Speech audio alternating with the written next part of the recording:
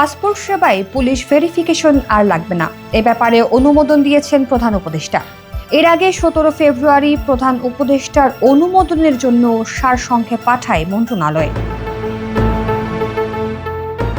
স্বরাষ্ট্র মন্ত্রণালয়ের পাঠানো সারসংক্ষেপের নির্দেশনায় বলা হয়েছে, পাসপোর্ট বানানো সহজ করতে জাতীয় পরিচয়পত্রের ভিত্তিতে পাসপোর্ট দেওয়া যেতে পারে।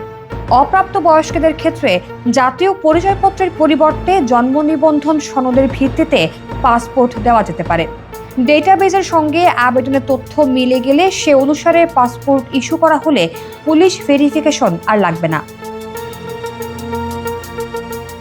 বিদেশে অবস্থানরত বাংলাদেশি নাগরিকদের পাসপোর্ট নতুন আবেদনের ক্ষেত্রে অনলাইনে যাচাইকৃত জন্ম নিবন্ধন সনদের তথ্যের ভিত্তিতে আবেদনকারীদের পুলিশ ভেরিফিকেশন ছাড়াই পাসপোর্ট দিতে হবে।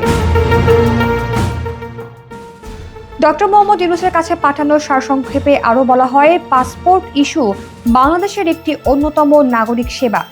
বাংলাদেশের 1 কোটিরও বেশি নাগরিক বর্তমানে বিশ্বের বিভিন্ন দেশে কাজে নিয়োজিত রয়েছেন।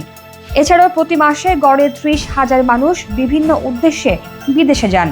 বর্তমানে দেশে ও বিদেশের পাসপোর্ট অফিস সময়ে প্রতিদিন গড়ে 28 থেকে 30,000 আবেদনপত্র গ্রহণ করা হয় এবং 25 থেকে 28,000 পাসপোর্ট প্রিন্ট করা হয়।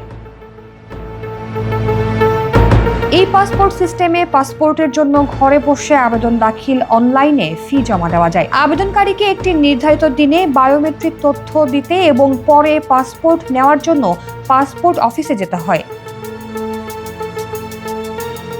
অনলাইন সিস্টেমে আবেদন দাখিলের পর তা স্বয়ংক্রিয়ভাবে পুলিশ ভেরিফিকেশনের জন্য সংশ্লিষ্ট পুলিশের বিশেষ শাখায় পাঠানো হয়। ইতিবাচক পুলিশ প্রতিবেদনের ভিত্তিতে আবেদনকারীর অনুকূলে পাসপোর্ট ইস্যু করা হয়ে থাকে। বর্তমান পদ্ধতিতে একটি সাধারণ পাসপোর্ট 12 কর্মদিবসের মধ্যে এবং এক্সপ্রেস ডেলিভারির ক্ষেত্রে 3 কর্মদিবসের মধ্যে দেওয়া হয়ে থাকে।